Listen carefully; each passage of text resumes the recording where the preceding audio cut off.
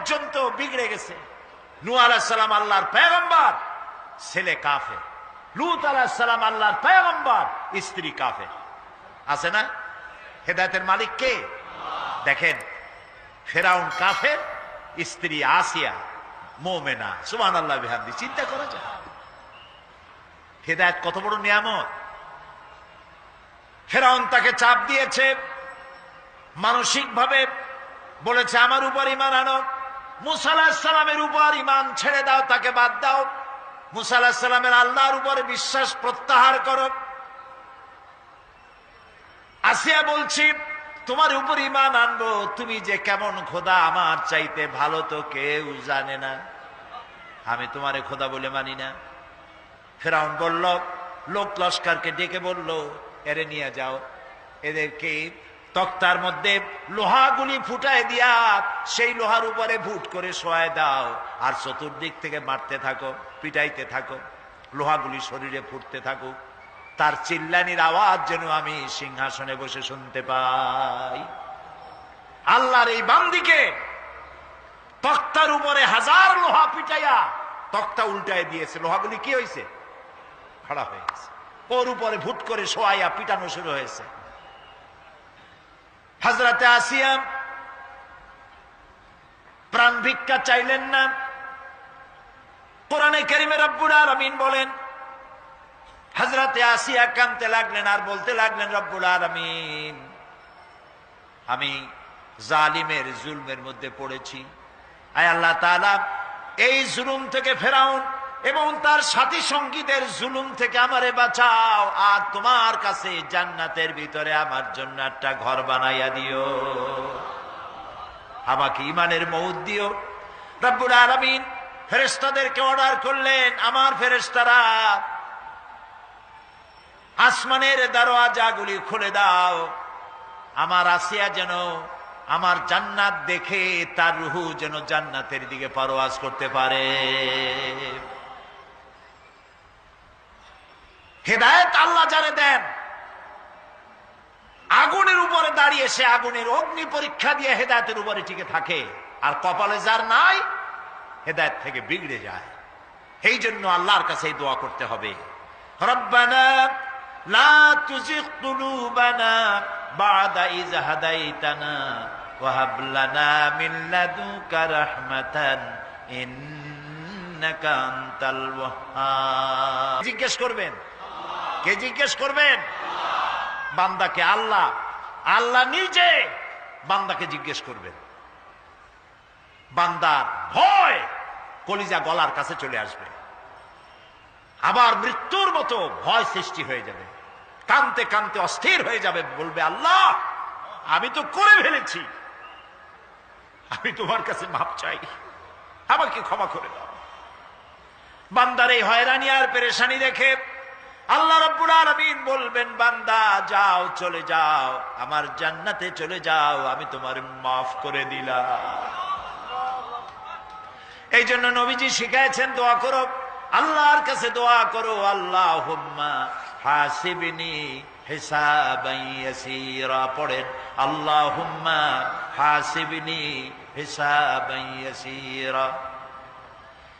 মানুষের যে সাধারণ হিসাব হবে সে সম্পর্কে আল্লাহ পাক বলেন, ইয়াউমা ইযিন তু'রাদুনা লা তাখফা মিনকুম খাফিয়া। সেদিন তোমাদের হিসাব নিকাশ পেশ করা হবে এবং তোমাদের কোনো বিষয় গোপন রাখা হবে না, কিচ্ছু গোপন থাকবে না, সব প্রকাশিত হয়ে যাবে। ইন্না লিল্লাহি ওয়া ইন্না ইলাইহি রাজিউন। আল্লাহ তাআলা বলেন, ইয়াউমাইযিন ইয়াসদুরুন নাসু আশতাতান লিয়ুরাউ আ'মালাহুম ফামান ইয়া'মাল মিসকালা যাররাতিন খায়রান ইয়ারাহ ওয়া মান ইয়া'মাল মিসকালা যাররাতিন শাররান ইয়ারাহ। সেদিন মানুষকে বিভিন্ন দলে বিভক্ত করা হবে, সব এক জায়গায় থাকবে হাসরে মানুষ। তখন আসামি খুনি, এই যে বিরাট মাহফিল, বিশাল মাহফিল, এর মধ্যে চোর, ডাকাত, খুনি এই জাতীয় লোক থাকতে পারে না? পারে কিনা? তারা কিন্তু এখন নিরাপদ, যেহেতু পুলিশও দেখতেছে না আর র্যাবেও দেখতেছে না, খুব নিরাপদ। কিন্তু হঠাৎ করে যদি বলা হয় এই সমাবেশের ভিতরে সন্ত্রাসী কারা, তাদেরকে আমরা শনাক্ত করেছি, তারা আলাদা হয়ে যাও, তখন অবস্থাটা কেমন হবে? মৌতের শামিল হয়ে যাবে, ঠিক না? সমস্ত মানুষেরা হাসরের মাঠে একসাথে থাকবে, হঠাৎ করে হুকুম হবে, আওয়াজ হবে, অমতাজুল ইয়াউমা আইয়ুহাল মুজরিমুন, অপরাধীর দলেরা আলাদা হয়ে যাও। নেককার থেকে তারা তখন আলাদা হয়ে যাবে, দলে দলে বিভক্ত হয়ে যাবে, বিভক্ত হবে এবং তাদের কৃতকর্ম তাদেরকে এই জন্য করা হবে যাতে করে তাদের কৃতকর্ম তাদেরকে দেখানো যায়। অতঃপর কেউ যদি সরিষা পরিমাণ ভালো কাজ করে পুরস্কৃত করা হবে, সরিষা পরিমাণ খারাপ কাজও যদি করে দেখানো হবে এবং সেজন্য তাকে তিরস্কার ভোগ করতে হবে, শাস্তি দিতে হবে। প্রিয় ভাই সব, সেই কঠিন হাসরের ময়দানে সমস্ত মানব গোষ্ঠীকে একত্রিত করা হবে। আমল নামা বলতে সেখানে বোঝানো হয় আমল নামা উপস্থিত করা হবে, যাতে মানুষের সকল ধরনের কর্মগুলিকে লিপিবদ্ধ করে রাখা হয়েছে। আল্লাহ তাআলা বলেন, ওয়াউদিআল কিতাবু ফাতারাল মুজরিমিনা মুশফিকিনা মিম্মা ফীহি ويقولون يا ويلتنا ما لهذا الكتاب, আর আমলনামা সামনে রাখা হবে, তাতে যা লেখা আছে তার কারণে আপনি অপরাধীদেরকে ভীত এবং সন্ত্রস্ত দেখতে পাবেন। আল্লাহ তাআলা বলছেন আমলনামা হাতে এসে যাবে এবং এই হাতে আমলনামা পাওয়ার পর তারা বলবে, মালি হাদাল কিতাব লা ইউগাদিরু সগীরাতান ওয়ালা কাবীরাতান ইল্লা আহসাহা। এটা কি আশ্চর্য কিতাব! বড় বড় পাপ যা করেছি তাও লেখা হয়েছে, ছোট ছোট পাপ যা করেছি তাও লেখা হয়েছে। ওয়াজাদু মা আমিলু হাদিরান ওয়ালা ইয়াজলিমু রাব্বুকা আহাদা। যা যা তুমি আমল করেছিলে সমস্ত কৃতকর্ম কাগজে পত্রে লেখা আছে। তোমার রব কারো প্রতি জুলুম করবেন না। অমাল্লাহু বিযাল্লামিন লিল আবিদ, আল্লাহ তাআলা বান্দার উপরে কখনো জুলুম করেন না। এগুলি সব উপস্থিত হয়ে যাবে, বিশ্বাস করেন? এইখানে মাত্র কয়েকজন লোক কইল জি, এটা তো ইমানের প্রশ্ন। এসব কথা যা বলা হলো বিশ্বাস করেন? আল্লাহ যেন এই বিশ্বাস আমাদের কলিজার মধ্যে গেড়ে দেন, বলেন আমিন। প্রিয় ভাই সব, আল্লাহ রাব্বুল আলামিন এই কোরআনে কারীমের ভিতরে সব কিছুকে ওপেন সিক্রেট করেছেন, কোনো গোপন কিছুই রাখেন নাই, সবগুলিকে খুলে খুলে বলে দিয়েছেন।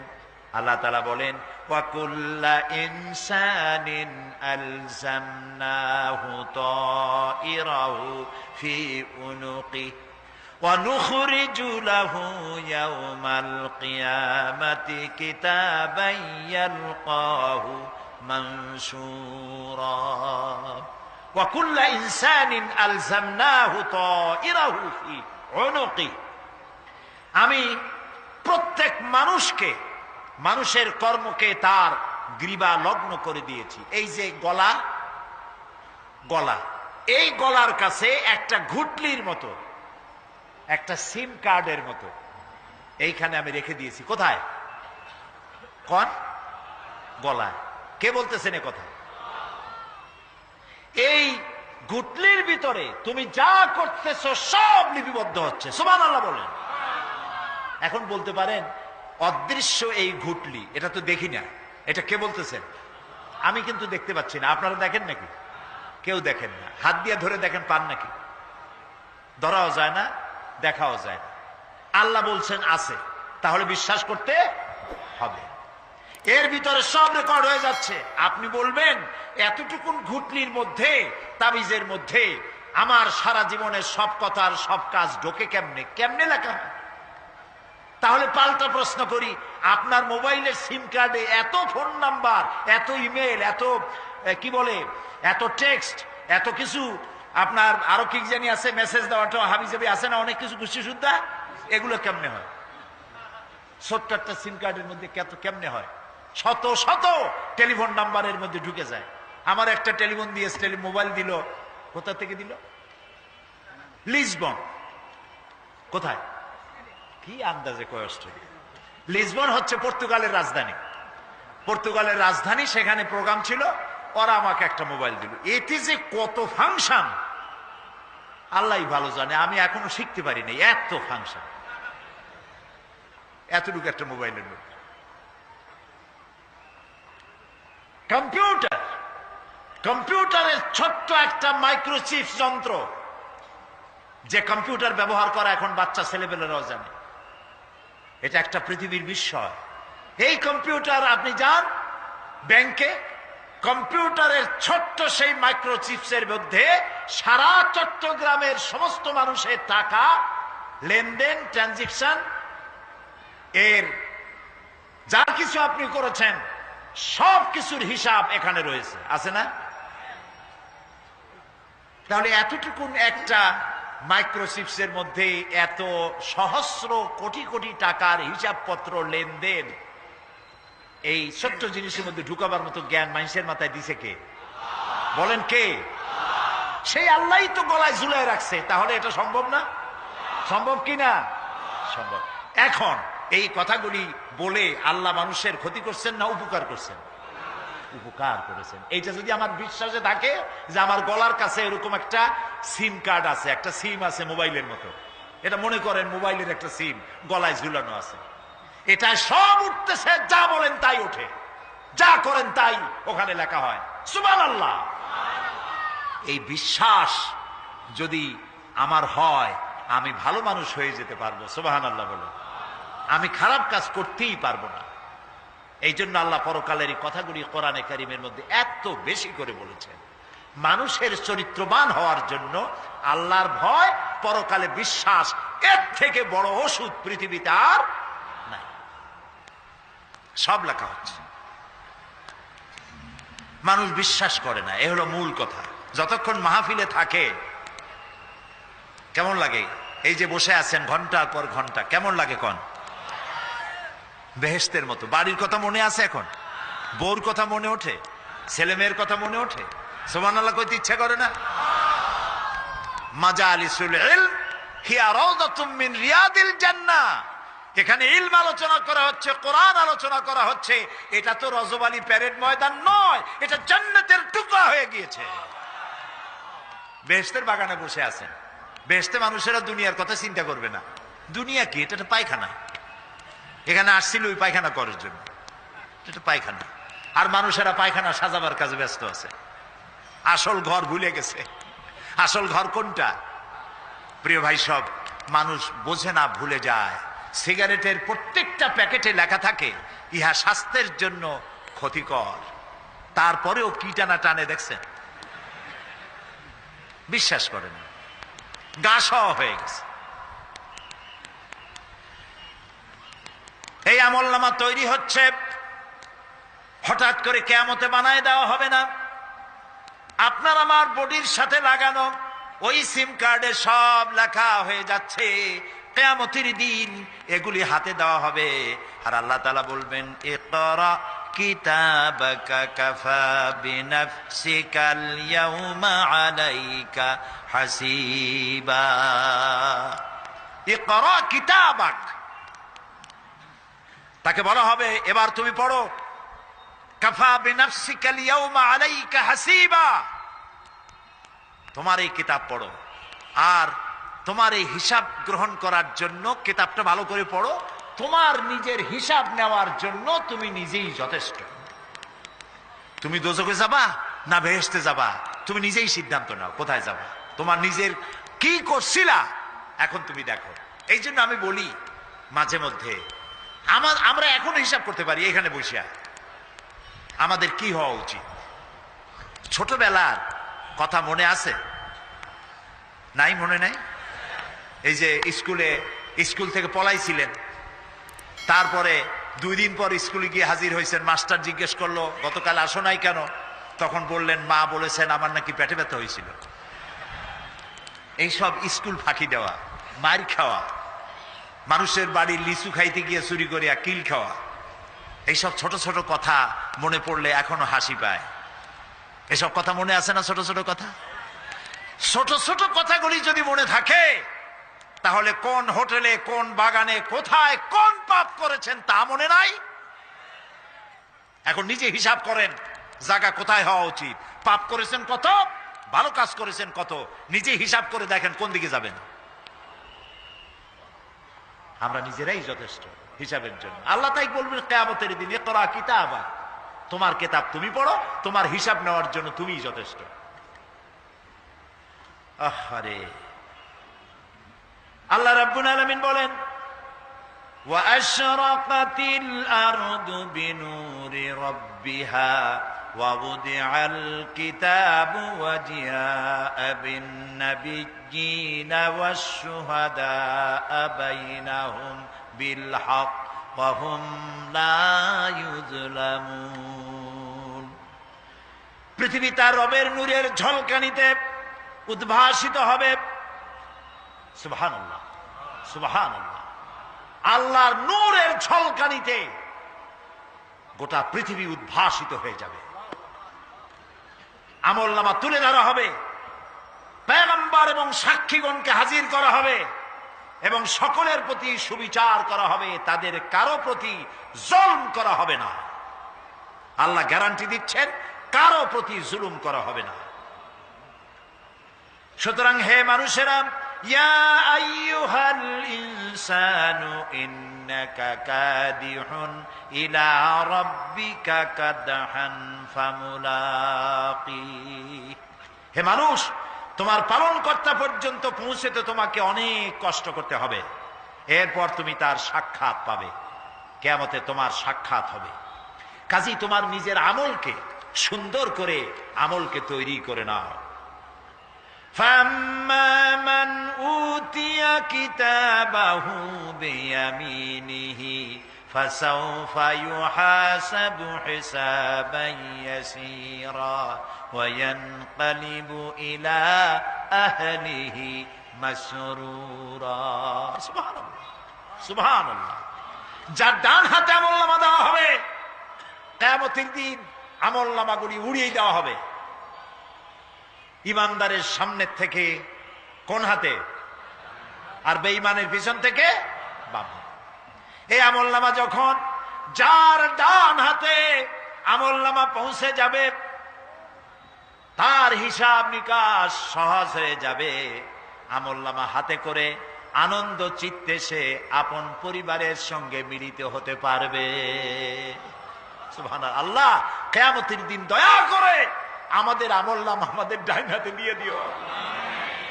আল্লাহ তাআলা দয়া করে আমাদের হাতে, আমাদের ডান হাতে আমাদের আমলনামা দিও। দয়া করে আমাদের আমলনামা আমাদের ডান হাতে দিও। আনন্দ চিত্তে পরিবারের সঙ্গে দেখা করে সব পরিবার, মা বাপ, স্ত্রী পুত্র পরিজন, ভাই বোন, বন্ধু বান্ধব নিয়া এক জান্নাতে থাকার তৌফিক দিও। আয় আল্লাহ, বিগত 26 বছর যারাই মাহফিলে এসেছেন তাদেরকে নিয়ে এক জান্নাতে থাকার আমাদেরকে তৌফিক দিয়ে দিও। وَأَمَّا مَنْ أُوتِيَ كِتَابَهُ وَرَاءَ ظَهْرِهِ فَسَوْفَ يَدْعُو ثُبُورًا وَيَصْلَى سَعِيرًا। আর যার আমলনামা পিছন থেকে বাম হাতে আসবে, সে তো মৃত্যুকে আহ্বান করতে থাকবে, মৃত্যুকে ডাকবে। এর থেকে যদি মরে যেতে পারতাম তাও ভালো হইতো। তার আর উপায় থাকবে না, তার জায়গা হবে জাহান্নামে। নাউযুবিল্লাহ। আমরা সবাই বলি নাউযুবিল্লাহ। এরপরে আল্লাহ রাব্বুল আলামিন মিজান খাড়া করবেন, দাড়িপাল্লা। মিজান কি? দাড়িপাল্লা। ইনসাফ কি মুকদ্দাস তারাজু। ইনসাফের প্রতীক কি? তাও কইতে পারেন না, জোরে কোন না। এটা হচ্ছে ইনসাফের প্রতীক। সুপ্রিম কোর্ট ঢাকা, সুপ্রিম কোর্টের সামনে বিশাল দাড়িপাল্লা টানানো, দেখছেন না? মানুষেরা তো বোঝে না, গ্রাম দিয়ে লোকেরা যায়, যাই এটা দেখে কয় যে ওরে বাবা, জামাত ইসলামের এত বড় অফিস। দাড়িপাল্লা তো জামাত ইসলামের না, এটা ইনসাফের প্রতীক।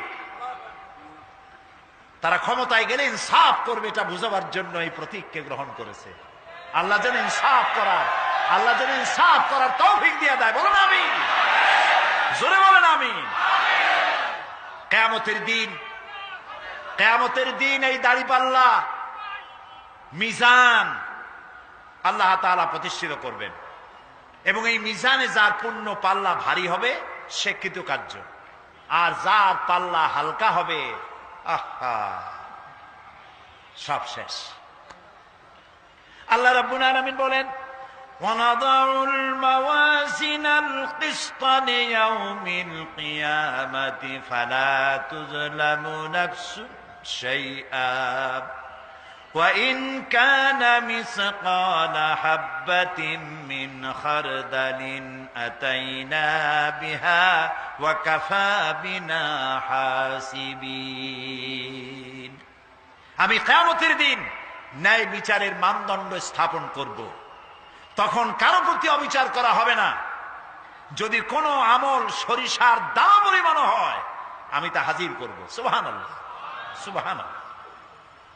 এবং হিসাব গ্রহণের জন্য আমি যথেষ্ট। এবং হিসাব মানুষেরা মনে করবে এত মানুষ, আদম আলাইহিস সালাম থেকে নিয়ে পর্যন্ত, এখান থেকে নিয়ে কিয়ামত পর্যন্ত সব মানুষেরই তো উঠবে সে কোন হিসাব হবে নাকি? একজন একজন করে হিসাব হবে। আল্লাহ বলছেন, আল্লাহ সারিউল হিসাব, দ্রুত হিসাব নিতে সক্ষম। আল্লাহ নিজের কানে নিজে শুনবেন, অন্যের মাধ্যমে নয়, নিজে শুনবেন। প্রত্যেক আর আসামির কাছ থেকে, লোকদের কাছ থেকে তার বক্তব্য শুনবেন, ভায়া মিডিয়া শুনবেন না, নিজেই শুনবেন। আল্লাহর কান আছে না, চোখ আছে না?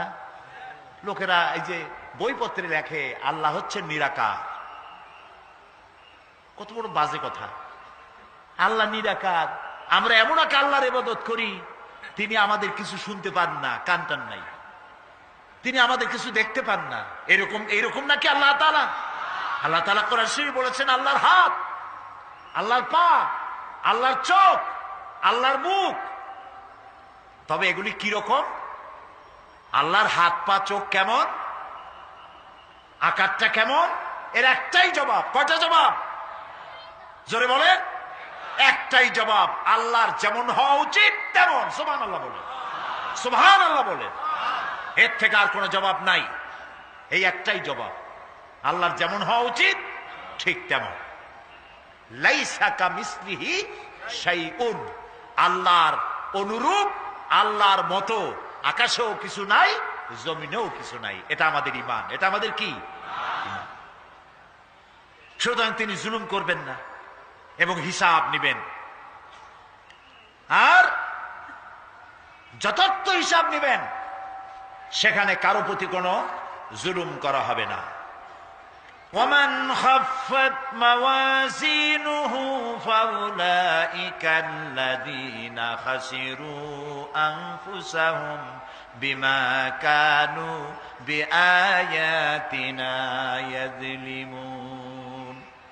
আর যাদের পাল্লা হালকা হবে তারা তো শুধু নিজেদেরই ক্ষতি সাধন করবে, কেননা তারা আমার আয়াত সমূহকে অস্বীকার করত। আল্লাহরে যারা অস্বীকার করত, আখেরাত নাই, কিয়ামত নাই, বেহেশত নাই, কবরের মধ্যে কোনো শাস্তি নাই, কবরের কোনো প্রশ্ন নাই, এগুলি যারা বলতো তারা কিয়ামতে ক্ষতিগ্রস্ত হবে।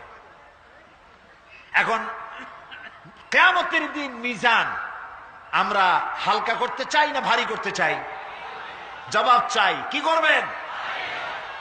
যদি ভারী করতে চান নেক আমল বেশি বেশি করবেন। আর একটি হাদিস শোনাবো, যেই হাদিসের ভিতরে পাল্লা ভারী করার মতো কথা নবীজি বলেছেন, শুনবেন নাকি? বুখারী শরীফের শেষ হাদিস, আল্লাহর নবী বলেন, কালিমাতানে হাবিবাতানে ইলার রহমান খাফিফাতানে আলাল লিসান সাকিলাতানে ফিল মিজান সুবহানাল্লাহি ওয়া বিহামদিহি সুবহানাল্লাহিল আযীম। নবীজি বলেন, দুইটা কালেমা, দুটি শব্দ আল্লাহর কাছে খুবই প্রিয়, মুখে উচ্চারণ করা একেবারেই হালকা, আর কিয়ামতের দিন এই শব্দ দুটি দিয়ে আল্লাহ রাব্বুল আলামিন মিজানের পাল্লাকে ভারী করে দিবে। সেই শব্দ দুটি হলো, পড়েন আমার সাথে, সুবহানাল্লাহি ওয়া বিহামদিহি সুবহানাল্লাহিল আযীম। সবাই পড়েন, সুবহানাল্লাহি ওয়া বিহামদিহি সুবহানাল্লাহিল আযীম সুবহানাল্লাহি ওয়া বিহামদিহি সুবহানাল্লাহিল আযীম। জান্নাতের ভিতরে মানুষের কোনো দুঃখ থাকবে না। কাদের দুঃখ থাকবে না? জান্নাতীদের। কথা কি শোনেন? সাথে সাথে ঠাস ঠাস করে জবাব দিতে পারেন না কেন? জান্নাতীদের ভেতরে, জান্নাতীদের কি থাকবে না? কোনো দুঃখ থাকবে না। একটা দুঃখ থাকবে। কটা দুঃখ? একটা দুঃখ থাকবে। জান্নাতীরা জান্নাতের ভেতরে মনে মনে ভাববে, কারণ জান্নাত তো সকলের জন্য একরকম হবে না। কারো হবে ফার্স্ট ক্লাস, কারো হবে ডিলাক্স, কারো হবে সুইট ডিলাক্স, কারো হবে second class, third class, fourth class, এরকম। এটা কি ইনসাফ না জুলুম? ইনসাফ। আপনি খালি নামাজ পড়ছেন, রোজা রাখছেন, হজ করছেন, জাকাত করছেন, জাকাত দিছেন, হালাল হারাম বাইসা করছেন, আপনারে যে জান্নাত দেওয়া হবে, ওই ব্যক্তি যিনি তাহাজ্জুদের নামাজ পড়েছেন, কোরআন বুঝেছেন, কোরআন প্রতিষ্ঠার জন্য আন্দোলন করেছেন, জেল খেটেছেন, জরিমানা দিয়েছেন, ফাঁসির মঞ্চে চড়েছেন, তার জান্নাত আর আমার জান্নাত সমান হওয়া কি উচিত? কাজে আল্লাহ তাআলা তো ইনসাফ করবেন কিয়ামতের দিন। নবীদের, সাহাবীদের, তারপরে দ্বীনের জন্য যে যত পরিশ্রম করেছেন তার পুরস্কারটা সেরকমই হবে। এই জান্নাতের ভিতরে, জান্নাতীদের মধ্যে কোনো দুঃখ থাকবে না, একটি দুঃখ ছাড়া। তারা মনে মনে ভাববেন, রব্বুল আলামিন, অমুক অমুক সময় চায়ের দোকানে বসে আড্ডা মেরেছিলাম, বাসের মধ্যে ঘন্টার পর ঘন্টা বসেছিলাম, আজে বাজে চিন্তা করেছি, সময় চলে গেছে ঘন্টার পর ঘন্টা। ওই সময়গুলিতে যদি তোমার নামের জিকির করতাম, তেলাওয়াত করতাম, তাহলে জান্নাতের ভিতরে আজ আমি আরো ভালো ভালো জায়গা পাইতাম। হাদিস শরীফে এসেছে, কিয়ামতের দিন জান্নাতীদেরকে আল্লাহ বলবেন, তেলাওয়াত করো আর উপরে উঠতে থাকো, তেলাওয়াত করো আর উপরের দিকে উঠতে থাকো, ধীরে ধীরে পড়ো, ধীরে ধীরে তেলাওয়াত করো। ধীরে ধীরে তেলাওয়াত করতে করতে তোমার তেলাওয়াত জান্নাতের যে স্তরে গিয়ে শেষ হবে, জান্নাতের ওই জায়গা তোমার জন্য বরাদ্দ হবে। এখন যার মুখস্থ সাদি খালি কুল্লু আল্লাহ আর ইজাজা নাসরুল্লাহ, দুই পাও দিয়েই বসে থাকবে। আহারে, কোরআন শরীফ মুখস্থ করেন, আল্লাহ যেন আমাদেরকে মুখস্থ করার তৌফিক দেন, বলেন আমিন। এজন্য উৎসাহ থাকা দরকার। উৎসাহ হইলেই আপনি পারবেন। জেহেন শক্তি সকলেরই কম বেশি আছে, চেষ্টা করলেই পারবেন। সেই জন্য আমি বলতে চাই, কিয়ামতের দিন জান্নাত যদি আল্লাহ তাআলা দয়া করে আমাদেরকে নসিব করায় দেন, যদি বলবো না, বলবো আল্লাহ তুমি দয়া করে আমাদেরকে জান্নাত দিও, বলেন আমিন। জান্নাতের ভিতরে এই দুঃখ যেন না আসে, সেই জন্য বাসে যখন চড়েন, গাড়িতে চড়েন, রিকশায় চড়েন, একা একা যাচ্ছেন, গুনগুন করে আল্লাহর জিকির করতে থাকেন, সুবহানাল্লাহি ওয়া বিহামদিহি সুবহানাল্লাহিল আযীম সুবহানাল্লাহি ওয়া বিহামদিহি সুবহানাল্লাহিল আযীম সুবহানাল্লাহি ওয়া বিহামদিহি সুবহানাল্লাহিল আযীম। জিকির করেন সবাই কিছুক্ষণ সুবহানাল্লাহ, আলহামদুলিল্লাহ, লা ইলাহা ইল্লাল্লাহ, সুবহানাল্লাহ, আলহামদুলিল্লাহ, লা ইলাহা।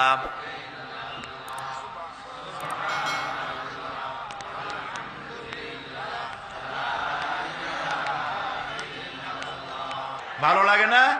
মজা লাগে না? প্রাণ খুলে বলেন সুবহানাল্লাহ ওয়ালহামদুলিল্লাহ, লা ইলাহা ইল্লাল্লাহ, সুবহানাল্লাহ ওয়ালহামদুলিল্লাহ, লা ইলাহা, লা ইলাহা ইল্লাল্লাহ, মুহাম্মাদুর রাসূলুল্লাহ। প্রিয় ভাই সব, এরপরে আল্লাহ তাআলা বলেছেন সিরাতের কথা, কিয়ামতের দিন সিরাত। পুল সিরাতের নাম শোনেন নাই? কথা না কইলে বুঝি কি? শুনছেন? সিরাত। এই সিরাত বলতে বোঝানো হয় এক ঝুলন্ত সেতুকে, যা দোজখ এবং বেহেশতের মাঝখানে সেতু বন্ধন। কিয়ামতের দিন সকল মানুষকে এই সেতু পার হতে হবে। তখন মুমিন ব্যক্তিরা সফলভাবে তা পার হয়ে যাবে।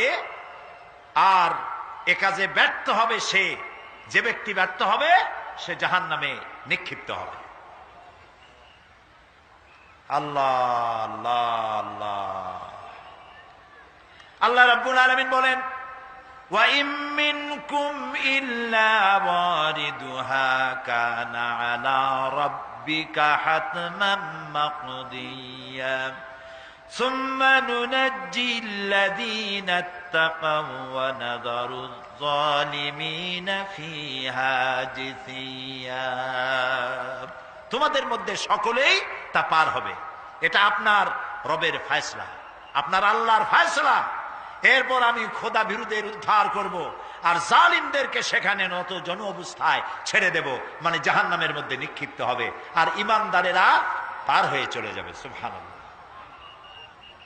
আল্লাহ তাআলা যেন দয়া করে আমাদেরকে সিরাত বিজলি গতিতে, বৈদ্যুতিক গতিতে আল্লাহ যেন আমাদেরকে পার করে দেন। বলেন আমিন। সবাই বলেন আমিন। এরপরে শাফাত, শেষ দিবসের প্রতি বিশ্বাসী প্রত্যেক ব্যক্তি সুপারিশ বা শাফাতের বিষয়টা বিশ্বাস রাখতে হবে। দুটি শর্তের ভিত্তিতে শাফাত হবে। সুপারিশকারী সুপারিশের জন্য আল্লাহর অনুমতি লাগবে, আর শাফায়াতকৃত ব্যক্তির জন্য আল্লাহর সন্তুষ্টি প্রয়োজন। এই দুটি শর্ত।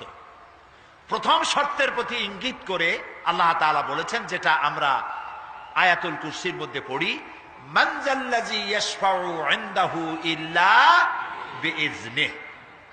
এমন কে আছে যে অনুমতি ব্যতীত আল্লাহর কাছে সুপারিশ করতে পারে?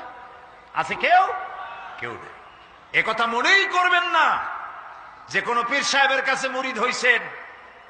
আমি এরকম পীরের খবরও জানি। আমি পীর বললেই আপনারা মনে করবেন না যে আমি পীর বিরোধী লোক, এটা মনে করবেন না। কিন্তু ভালো ভালো পীর আছে যারা ব্যবসা করে পীরগিরি করিয়া। শুধু ব্যবসায়ী করে না, ওয়ায়াসুদ্দুনা আন সাবিলিল্লাহ। সূরা তাওবা, ইন্না কাসীরাম মিনাল আহবারি ওয়ার রুহবান লায়াকুলুনা আমওয়ালান নাস বিল বাতিল ওয়ায়াসুদ্দুনা আন সাবিলিল্লাহ। আহলে কিতাবদের মধ্যে এই ধরনের অনেক পীর দরবেশ আছে। কে বলতেছেন? আল্লাহ। আল্লাহ বলতেছেন আছে। তারা কি করে? তারা জনগণের মালকে বাতিল পন্থায় ভক্ষণ করে। জনগণকে এমন একটা ভাব দেখায় যে আমাদেরকে হাদিয়া তওবা দিতে পারলে, আমাদের কদমবুসি দিতে করতে পারলেই বেহেশতে চলে যাবা, কারণ আমরা হলাম আল্লাহর এজেন্ট। নাউজুবিল্লাহ।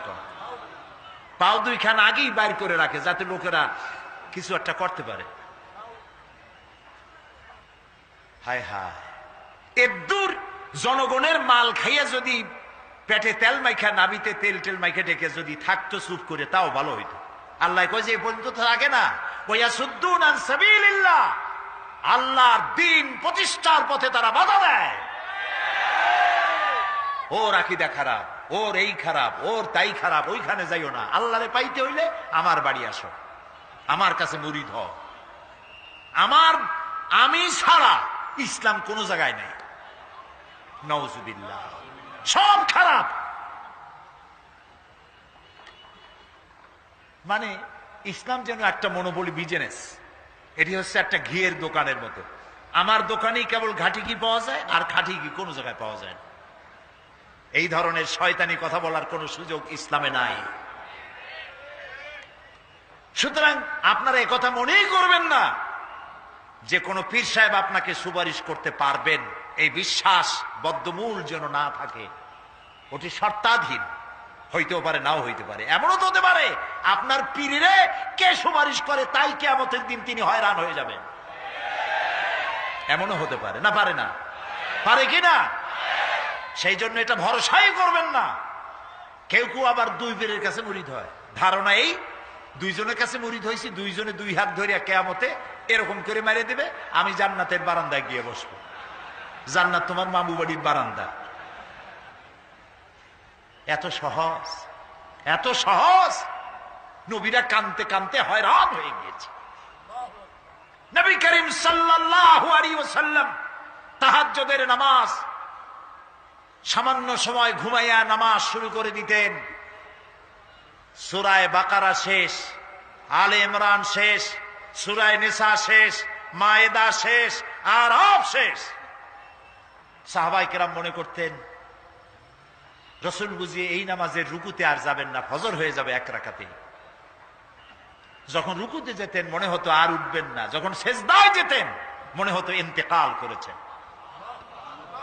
হযরত আয়েশা বলেছেন, আমাদের মা জগৎ জননী হযরত আয়েশা রাদিয়াল্লাহু তাআলা আনহা বলেছেন, রাসূলুল্লাহ সেজদায় পড়ে যেভাবে কাঁদতেন, চুলার উপরে হাড়ি তুলে দিলে ভাত রান্না করার সময় যেমন একটা আওয়াজ হয় ভাতের হাড়িতে, শোনেন নাই আওয়াজ?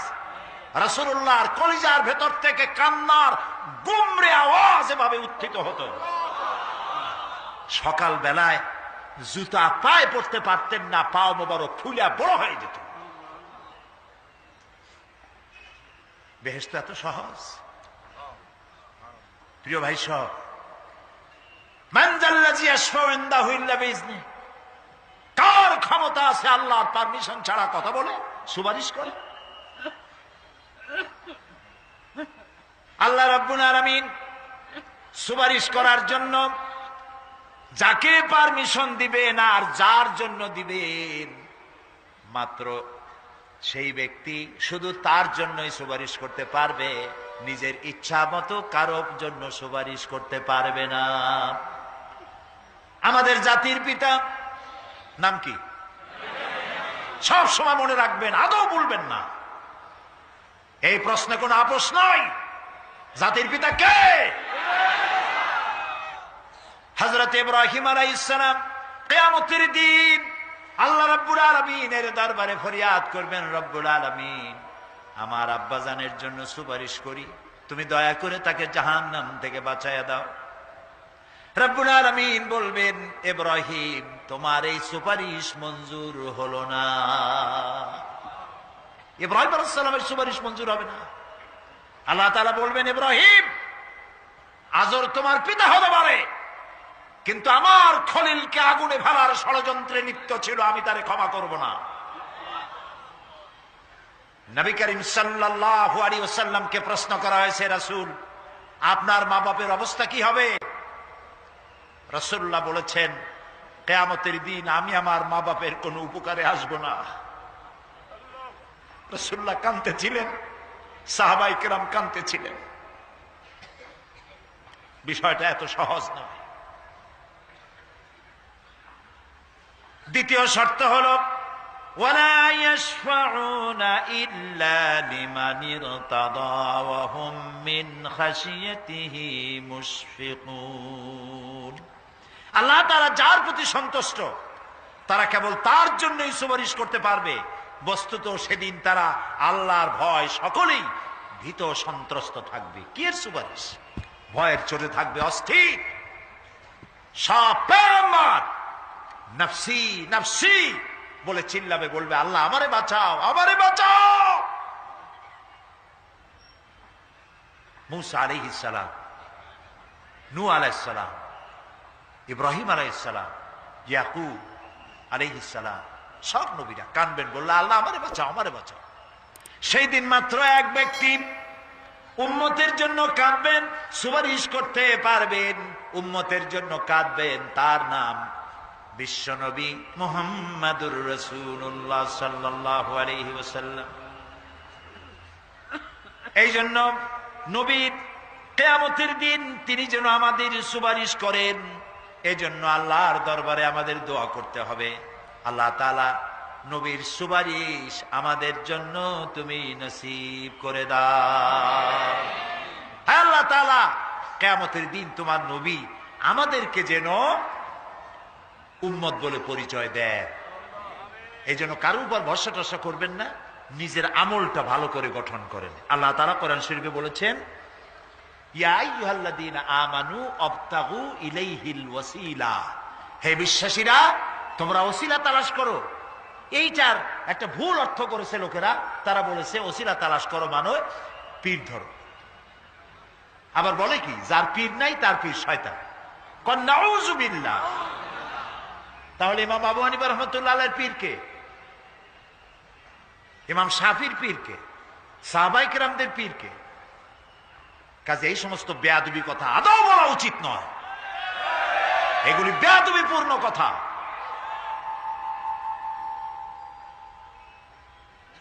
প্রিয় ভাই সব, আল্লাহ রাব্বুল আলামিনের উপরে ভরসা করে নিজের আমলকে ভালো করতে হবে। অবতাগু ইলাইহিল ওয়াসিলা আয় আমলে সালেহ। অবতাগু ইলাইহিল ওয়াসিলা, তুমি নেক আমলের ওসিলা ধরো আল্লাহর কাছে, নিজের আমলগুলিকে ভালো বানাও, ভালো ভালো কাজ করো। সুপারিশ সম্পর্কে সর্বশেষ কথা বলতে চাই। আল্লাহ রাব্বুল আলামিন বলেন, কুল লিল্লাহিস শাফাআতু জামিআ লাহু মুলকুস সামাওয়াতি ওয়াল আরদি সুম্মা ইলাইহি তুরজাউন। হে নবী, স্পষ্টভাবে জানিয়ে দিন, সমস্ত সুপারিশ কেবল আল্লাহর ইখতিয়ারাধীন। কে বলতেছেন? শুনতেছেন কথা? কে বলতেছেন?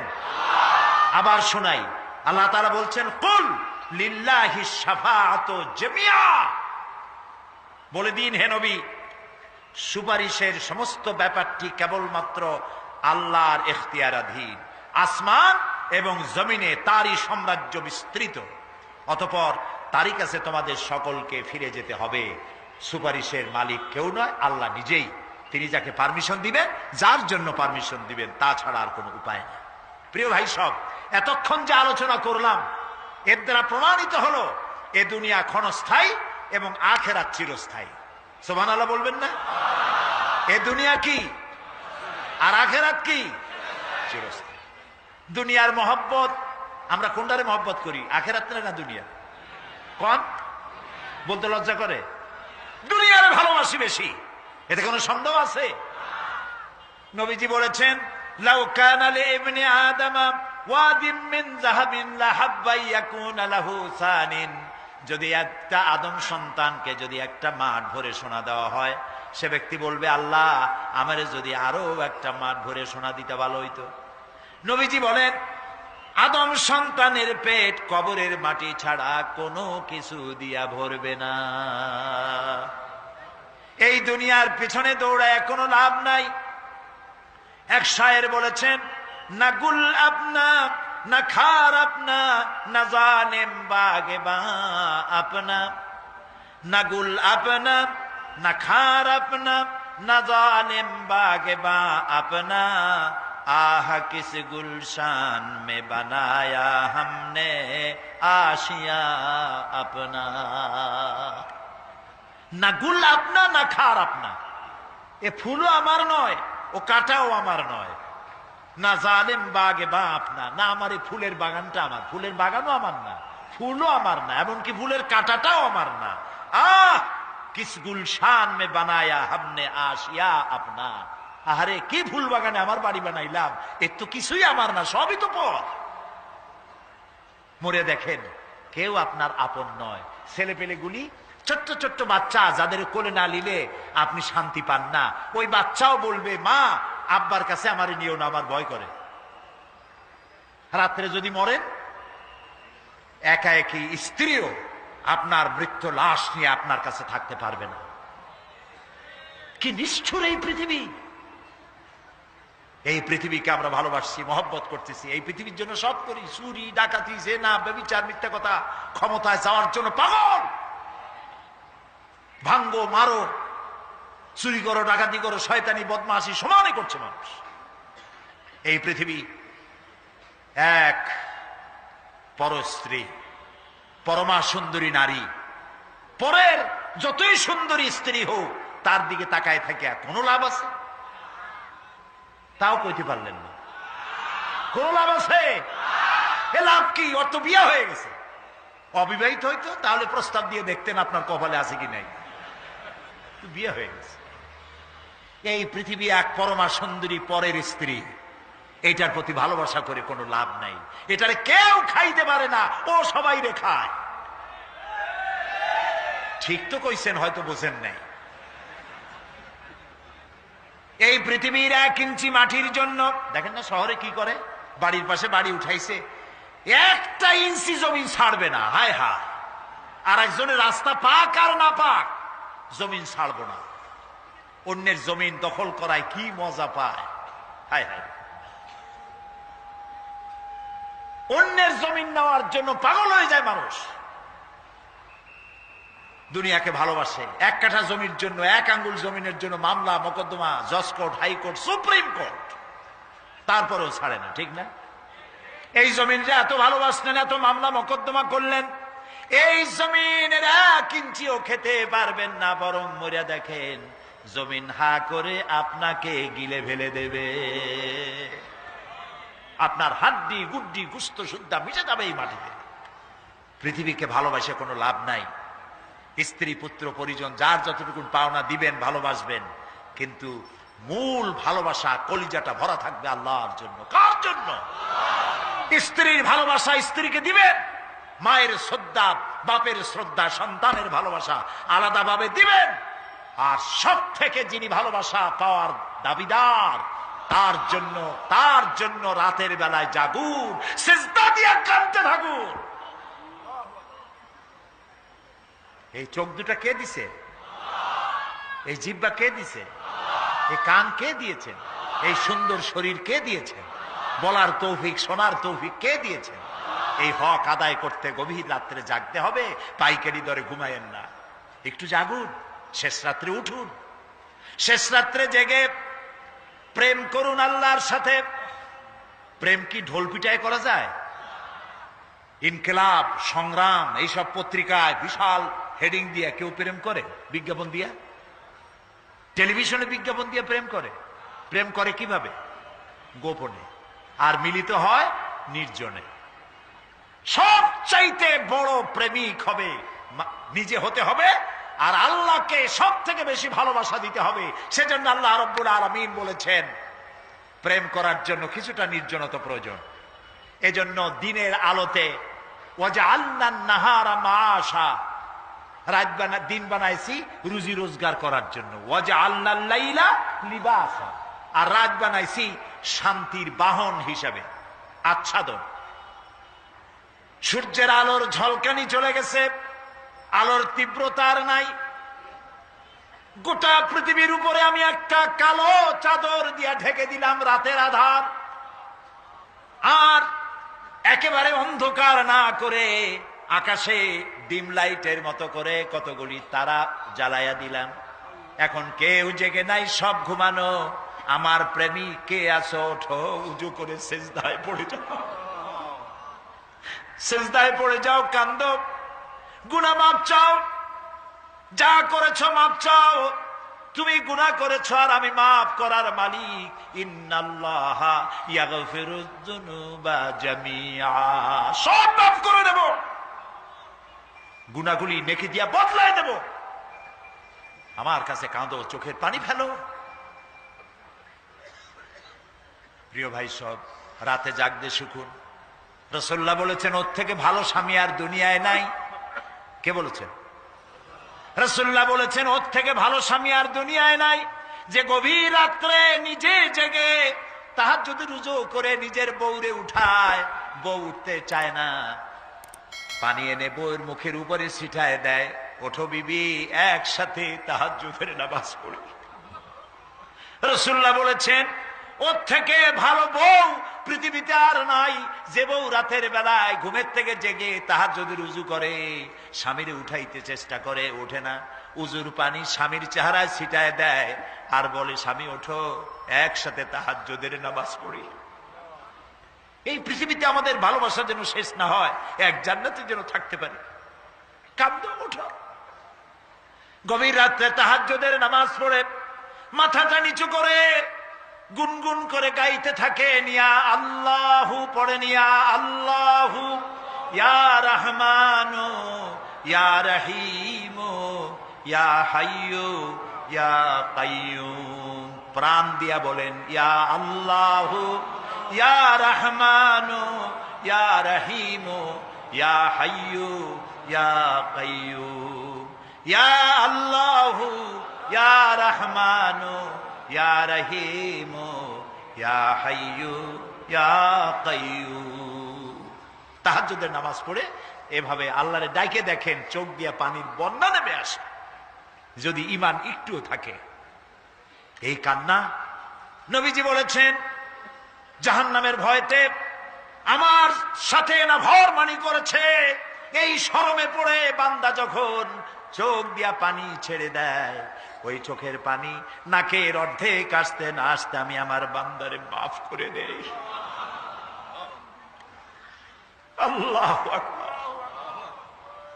আল্লাহ আমাদের কান্দার তৌফিক দাও, তাহাজ্জুদ পড়ার তৌফিক দাও, পাঁচ ওয়াক্ত নামাজ পড়ার তৌফিক দাও, তোমাকে ভয় করার তৌফিক দাও, তোমার ভয় আর মোহব্বত দিয়ে কলিজা ভরে দাও, তোমার রাসূলুল্লাহর মোহব্বত দিয়ে আমাদেরকে পাগল বানায় দাও। আল্লাহ, দুনিয়া বড় খারাপ জায়গা।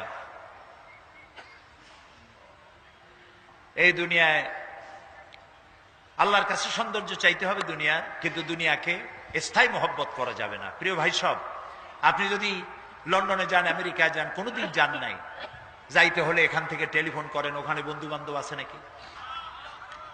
তো লন্ডনে আমেরিকায় সেখানে যাবেন, ওখানে আপনার বন্ধু বান্ধব গ্রামের লোক আছে কিনা খোঁজ করেন, ঠিক না? আবার এখান থেকে ফরেন কারেন্সি নিয়ে যান, যেহেতু ওখানে টাকা চলবে না। টেলিফোন করেন, মোবাইল করেন, ফ্যাক্স পাঠান, আরো টাকা পয়সা সাথে নেন। এরপরেও চিন্তা থাকে, আল্লাহ এয়ারপোর্টে যদি কেউ না আসে তাহলে আমি যাবো কেমনে।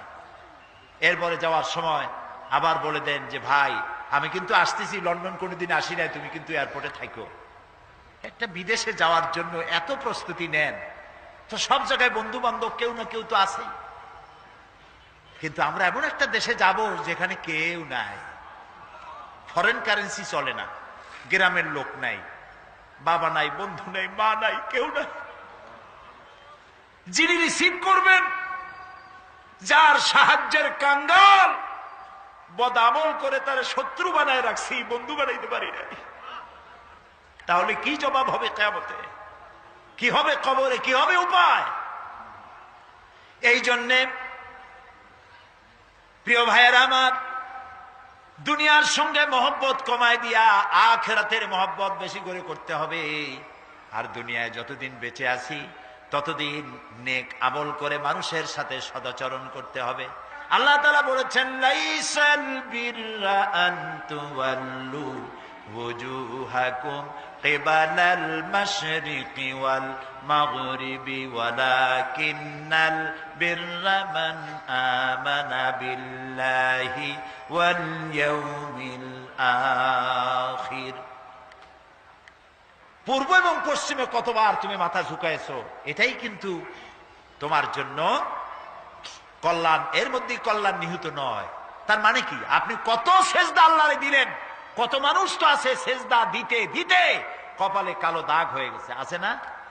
কিন্তু মিথ্যা ছাড়ে নাই, ঘুষ ছাড়ে নাই, সুদ ছাড়ে নাই, মানুষের হক নষ্ট করছে, গভর্নমেন্টের হক নষ্ট করে, জনগণের হক নষ্ট করে, আছে না এমন? তাহলে কপালে দাগ পড়ায় লাভটা হইল কি?